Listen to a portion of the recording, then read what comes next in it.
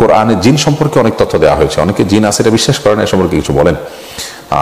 জিনকে যারা অবিশ্বাস করে তাদের ঈমান থাকবে না, কারণ কোরআনে কারীমে আল্লাহ রাব্বুল আলামিন সূরা জিন নামে একটি সূরা আলাদা নাযিল করেছেন এবং জিনের অস্তিত্ব সম্পর্কে কোরআনে আল্লাহ তাআলা অনেক কথা বলেছেন। অতএব এটিকে অস্বীকার করা মানে হলো আল্লাহ রাব্বুল আলামিন প্রতি অবিশ্বাস স্থাপন করা, যেটা কুফরি, যার ফলে মানুষ ঈমান থেকে ইসলাম থেকে খারিজ হয়ে যাবে।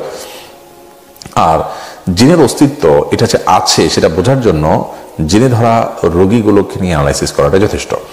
যেসব বাসায়, যেসব বাড়িতে, যেসব জায়গায় জিনের উপদ্রব আছে এবং জিনে ধরা রোগী যারা খুব কাছে থেকে দেখতে পেয়েছেন, অবলোকন করতে পেয়েছেন, তারা জিনের অস্তিত্বকে অস্বীকার করার কোনো সুযোগ নেই। এই একটি জায়গায় এসে বিজ্ঞান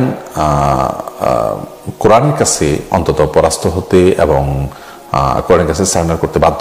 এখনো পর্যন্ত জিনের অস্তিত্ব বিজ্ঞান আবিষ্কার করতে পারেনি এবং যার কারণে বিজ্ঞান জিনের অস্তিত্বকে অস্বীকার করে, অথচ কোরআনে কারীম জিনের অস্তিত্বের কথা বলেছে।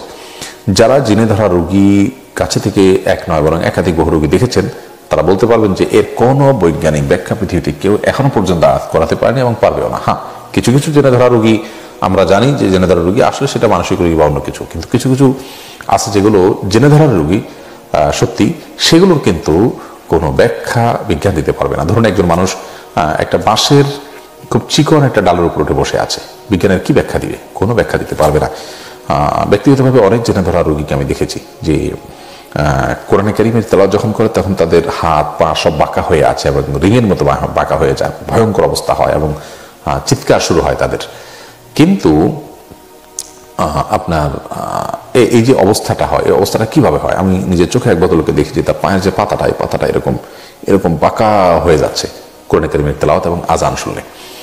তো আবার সেটা বন্ধ করলে তারপর স্বাভাবিক হয়ে যাচ্ছে। তো এগুলার বিজ্ঞান কোনো ব্যাখ্যা দিতে পারবে না, কিন্তু এগুলো সবগুলো দ্বারা প্রমাণ হয় যে জিন এবং জাদু এই বিষয়গুলো যেগুলোর কথা কোন হাদিস বলেছে সেগুলোর অস্তিত্ব আছে। বিশেষ করে কোরআনে কারীমের তেলাওয়াতের সাথে এ ধরনের রোগীর সুস্থ হওয়া অথবা অসুস্থ রোগীর অসুস্থতা ধরা পড়া, এই বিষয়গুলো তো চোখের সামনে বহুবার আল্লাহ তাআলা আমাদেরকে দেখার সুযোগ দিয়েছেন। যাই হোক, তো এই জন্য জিনের অস্তিত্বকে অস্বীকার তারাই করেন যারা এগুলো সম্পর্কে বিস্তারিত জানেন। একজন ইমানদার যখন আল্লাহর প্রতি ঈমান আনবেন, আল্লাহ যা বলেছেন তা আমার বুঝে আসুক বা না আসুক, যদি ঈমান আনেন ইনশাআল্লাহ বিদিনিল্লাহ তার মুখ কখনো ছোট হবে না, বরং তার ঈমান আরো আপনার দৃঢ় হবে, আরো শক্তিশালী হবে। পরবর্তীতে এর বাস্তবায়ন দেখে তিনি ইনশাআল্লাহ বিদিনিল্লাহ।